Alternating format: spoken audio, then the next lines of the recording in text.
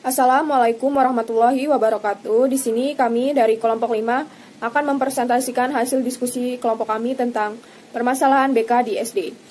Baik, izin memperkenalkan diri, saya Intan Yulanda Putri, NPM 18160067 sebagai moderator. Ikut rekan-rekan saya, yang pertama itu ada Agatha Pamela Carolines dengan NPM 18160004. Yang kedua itu ada Ana Oktaviani, NPM 18160012. Dan yang ketiga itu ada Ayu Rosada dengan NPM 18160026. Yang keempat itu ada Cika Tamala Putri dengan NPM 18160028. Selanjutnya yang kelima itu ada Dea Milenia dengan NPM 18160038. Selanjutnya yang keenam itu ada Dina Yati dengan NPM 18160043. Dan yang ketujuh itu ada Dwi Amrina Sari dengan NPM 18160044. Dan yang ke-8 itu ada Jessica Vinca Yolanda dengan NPM 18160157. Akan membahas tentang identitas sekolah. Yang pertama, nama sekolahnya yaitu SDS Sejahtera Bandar Lampung. NSS-nya adalah 1021260110001. Status sekolah swasta, bentuk pendidikan SD. Alamat Jalan Tirtaria nomor 28 Waikandis, Bandar Lampung. Kegiatan belajar mengajarnya pagi dan siang. Ukuran lokasi sekolahnya 35 meter dikali 36 meter. Kode pos 35142. Daerah pedesaan. Desa atau kelurahan Waikandis. Kecamatan Tanjung Senang, Provinsi Lampung. Otonomi Daerah Bandar Lampung. Nomor telepon 0721 7406 327. Tahun pendirian 1964, tahun perubahan 2006. Perjalanan perubahan sekolah terdaftar, diakui, disamakan, dan terakreditasi B.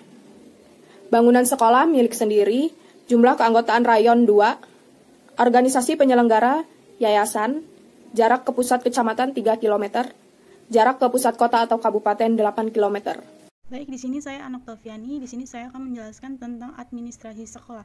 Administrasi sekolah adalah segala usaha bersama untuk mendayagunakan sumber-sumber, baik personal maupun material, secara efektif dan efisien, guna menunjang tercapainya tujuan pendidikan di sekolah secara optimal. Untuk administrasi di SD Sejahtera dibukukan menjadi sebuah buku administrasi, yang kemudian dibedakan menjadi beberapa jenis warna dan ditempatkan di lemari administrasi. Adapun juga buku administrasi dipegang berdasarkan pengurus administrasi masing-masing.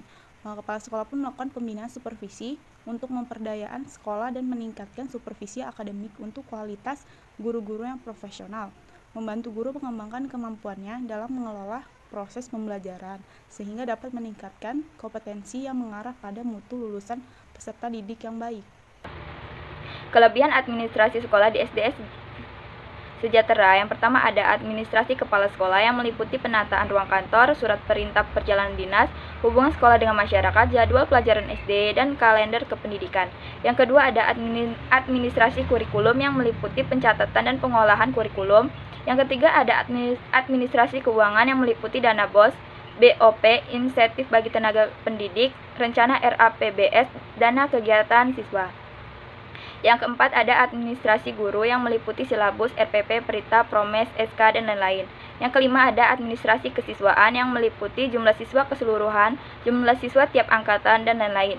Yang keenam ada administrasi kepegawaian yang meliputi inventarisasi pegawai, pengusulan, kesejahteraan, dan pembagian tugas. Yang ketujuh ada administrasi sarana dan prasarana yang meliputi lapangan, jumlah gedung, ruang kelas, meja kursi guru dan siswa, kamar mandi, dan lain-lain. Yang ke-8 ada administrasi perlengkapan yang meliputi perlengkapan kantor, kelas, perpustakaan, dan lain-lain. Yang ke-9 ada administrasi persuratan dan pengarsipan yang meliputi surat dinas, surat masuk, surat keluar, surat petugas yang kemudian diarsipkan. Kekurangan administrasi di sekolah di SDS Sejahtera. Yang pertama ada khawatir melakukan pelanggaran dana BOS, maka dari itu ditempelkan aturan penggunaan dana BOS di kantor sekolah. Yang kedua ada selama daring, ini proses administrasi menjadi lebih rumit.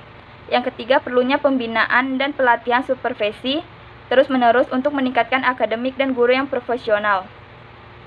Yang keempat perlunya pembinaan yang lebih terkait surat penyurat pada setiap guru. Yang kelima, perlunya administrasi yang modern sesuai dengan kemajuan zaman. C. Manajemen sekolah. Manajemen sekolah adalah suatu kegiatan kerjasama dengan memanfaatkan semua sumber personil dan material yang tersedia dan sesuai untuk mencapai tujuan institusionalnya. Pendidikan yang ditetapkan secara efektif dan efisien yang fungsinya adalah untuk merencanakan, mengorganisasikan, memimpin, dan mengendalikan. Dan salah satu kelebihan manajemen sekolah di SDS Sejahtera adalah memberi peluang bagi seluruh anggota sekolah untuk terlibat dalam pengambilan keputusan penting dalam merancang pembelajaran. Lalu ada salah satu kekurangannya, yaitu penerapan manajemen peningkatan mutu berbasis sekolah juga mengalami masalah, khususnya di daerah pedesaan atau daerah terpencil. Banyak orang tua siswa dan masyarakat di pedesaan itu tidak mau terlibat dalam kegiatan imunisasi dan kegiatan komite sekolah. D yaitu permasalahan BK. Dari hasil diskusi kami telah sepakat mengambil judul permasalahan yaitu pengaruh anak ADHD terhadap interaksi sosial dan pembelajaran di sekolah. Kami menggunakan metode wawancara, mengumpulkan data, studi kasus, dan observasi. Wawancara dilakukan bersama dengan wali kelas SA dan orang tua SA. Observasi dilakukan pada hari Kamis, 19 November 2020 di sekolah dan 21 November 2020 di rumah SA. A yaitu biodata SA, Sekolah SD Swasta Sejahtera Bandar Lampung, nama inisial SA, kelas 5, umur 11 tahun, hobi menggambar, membaca koran, mengkoleksi mobilan. Cita-cita profesor dan kolektor mobil. Alamat Bandar Lampung. SA mengalami kelainan ADHD atau Attention Deficit Hyperactivity Disorder, yaitu gangguan mental yang menyebabkan seorang anak sulit menyesuaikan perhatian berupa kesulitan fokus serta memiliki perilaku impulsif dan hiperaktif. B yaitu aspek perkembangan SA. Perkembangan fisik yang dialaminya tidak tergolong lambat, berat badan dan tinggi badan sesuai dengan anak seusianya. Perkembangan sosio-emosinya yang sangat tinggi, maka membuat ia dijauhi teman-temannya di sekolah dan di sekitar rumah. Selanjutnya ada perkembangan bahasanya yang terbilang lambat, karena pada usianya pada saat itu berusia 4 tahun, SA belum bisa berbicara satu kata patah pun. Akhirnya ia mendapatkan bahasanya sendiri melalui handphone. Dan bahasa yang diucapkan sampai sekarang masih bahasa yang baku. Perilaku afektifnya baik. Bahkan ia termasuk anak yang hiperaktif, tapi ia memiliki ketakutan yang berbeda-beda pada setiap pertumbuhannya. Seperti yang ia takuti sekarang yaitu adalah tikus dan ketinggian. Perkembangan moral, jika ia melakukan kesalahan dan disuruh untuk meminta maaf, maka ia akan meminta maaf tanpa ada kesadaran pada dirinya sendiri. Dan bangun dan tidur tidak sesuai dengan waktu dan masih sering melakukan tindak kekerasan.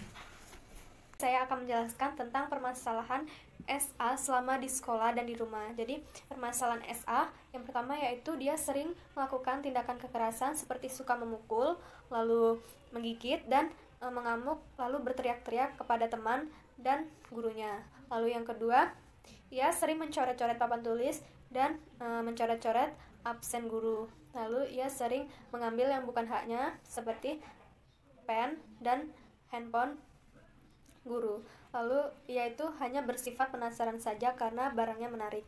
Lalu yang ketiga, ia mengerjakan tugas-tugas sesuai dengan suasana hati saja. Jadi sesuai dengan mood dia saja. Lalu yang keempat, tidak mendengarkan jika dipanggil. Harus dengan sentuhan. Lalu yang kelima, kesulitan dalam belajar berkelompok. Lalu yang keenam, kurang menyukai mata pelajaran matematika karena ia sulit menghafalkan rumus-rumusnya.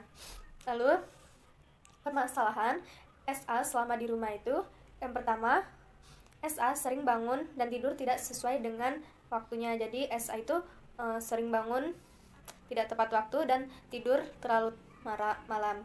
Lalu yang kedua, tidak mau tidur siang karena sifatnya aktif, jadi dia tidak mau tidur siang.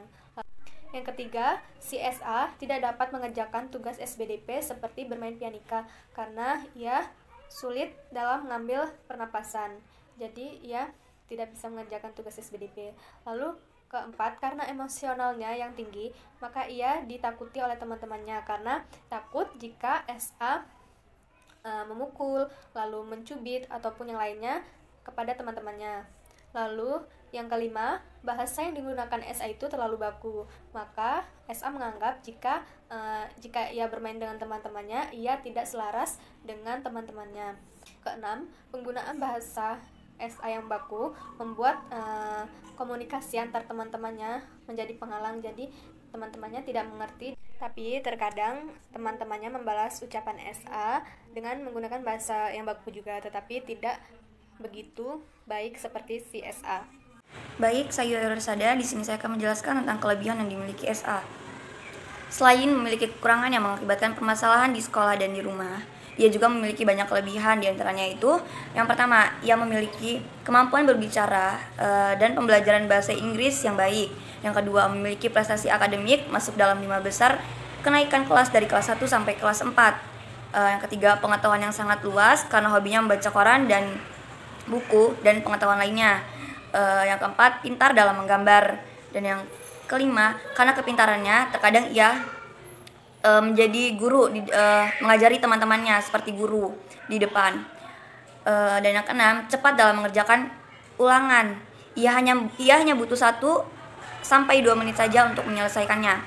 Yang terakhir, karena daya ingatnya yang sangat tinggi, ia mampu mengingat apapun yang sudah terjadi dan selalu ingat dalam pengetahuan lainnya. Contohnya, ia ingat nama-nama negara, nama-nama mobil, tahun terbitnya dan penerbitnya. Dan saya akan menjelaskan faktor yang mempengaruhi. Faktor yang mempengaruhi SA mengalami kelainan ADHD adalah penurunan tingkat konsentrasi yang tinggi. Diakibatkan karena tidak seimbangnya fungsi otak, tepatnya pada bagian otak yang mengatur fokus dan aktivitas anak. Hormon dopamin yang kurang aktif. Dopamin dikaitkan sebagai pengatur aktivitas seseorang, misalnya tidur, suasana hati, fokus, maupun kemampuan belajar. Kelainan kerja otak inilah yang pada dasarnya menjadi penyebab ADHD pada anak. Di sini saya akan melanjutkan poin E, pendekatan yang digunakan guru dan orang tua. Yang satu itu pendekatan guru. Guru menggunakan beberapa pendekatan khusus seperti pada SA itu duduknya di samping guru selama pembelajaran, kemudian menggunakan pendekatan individual, maksudnya itu guru selalu terfokus kepada siswa SA ini, terus siswa yang lain tidak boleh membalas SA jika SA memukul ataupun yang lainnya. Terus memberikan nasihat yang baik kepada SA untuk tetap bisa mengontrol emosinya, memberikan contoh kepada siswa yang lain untuk tetap sabar dan tidak boleh mengolok-olok siswa SA, dan dengan memberikan buku yang ia sukai dalam kegiatan belajar mengajar. Kemudian pihak sekolah dan guru lain juga memberikan pendekatan seperti kasih sayang, mendukung SA agar bisa lulus SD. Kemudian itu ada pendekatan orang tua. Orang tua menggunakan pendekatan seperti menunggu SA di sekolah sampai jam pulang sekolah, membantu guru jika guru kesulitan dan menangani SA, kasih sayang dan kesabaran, memberikan yang terbaik untuk anaknya. Kemudian ada langkah penanganan. Langkah penanganan itu ada terapi, 1 terapi, 2 itu pijat saraf dan bagian kaki atau leher dan lain-lain. Yang ketiga itu olahraga, yang keempat itu jalan-jalan di lingkungan sekitarnya. Yang kelima itu membimbing guru atau orang tua, keluarga dan orang-orang sekitarnya. Keenam itu memberikan arahan dan motivasi dan kasih sayang. Evaluasi. Evaluasi adalah suatu usaha untuk mendapatkan berbagai informasi secara berkeseimbangan dan menyeluruh tentang proses dan hasil perkembangan sikap dan perilaku atau tugas-tugas perkembangan para siswa melalui program kegiatan yang telah dilakukan.